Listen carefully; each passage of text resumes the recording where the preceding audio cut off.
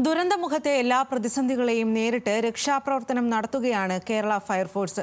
കനത്ത മഴ പെയ്ത സാഹചര്യത്തിൽ അടിയന്തരമായി തെരച്ചിൽ അവസാനിപ്പിക്കാൻ എല്ലാ സേനകൾക്കും നിർദ്ദേശം നൽകിയെങ്കിലും 2 മണിക്കൂറോളം ഫയർഫോഴ്സിന്റെ രക്ഷാപ്രവർത്തനം പിന്നെയും തുടർന്നു.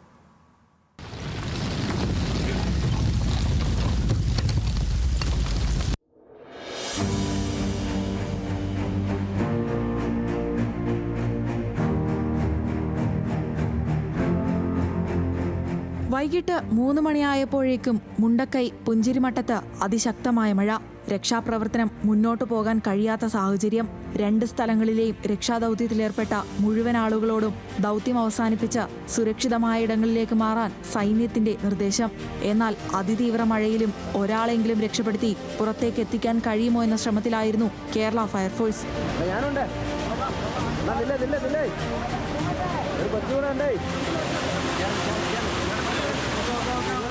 പുഞ്ചിരിമട്ടത്ത് കുത്തിയൊലിക്കുന്ന പുഴയുടെ സമീപത്ത് നിന്ന് 30ഓളം വരുന്ന ഫയർഫോഴ്സ് സംഘമാണ് ശക്തമായ വെല്ലുവിളികളെ മറികടന്ന് തെരച്ചിൽ തുടർന്നത്.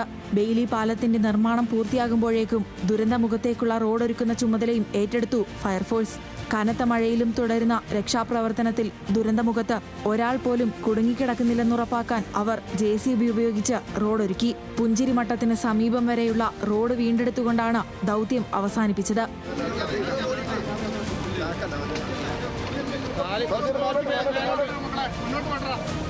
അതീവ ദുഷ്കരമായ രക്ഷാദൌത്യത്തിന്റെ ഓരോ ഘട്ടത്തിലും അവർ നടത്തിയ പ്രവർത്തനം എടുത്തു പറയേണ്ടത് തന്നെയാണ്.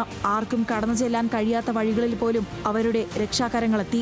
ഇടിഞ്ഞുകിടക്കുന്ന ചെങ്കുത്തായ മലകളിൽ കുടുങ്ങിക്കിടന്ന അതിഥി തൊഴിലാളികളെ അടക്കം തിരികെ ജീവിതത്തിലേക്ക് എത്തിച്ചു കേരള ഫയർഫോഴ്സ്. ദുരന്തമുഖത്ത് രക്ഷാപ്രവർത്തനത്തിനായി ഒന്നിച്ച സൈന്യത്തിന്റെയും ഫയർഫോഴ്സിന്റെയും സേവനം എന്നും നമുക്ക് നന്ദിയോടെ ഓർക്കാം.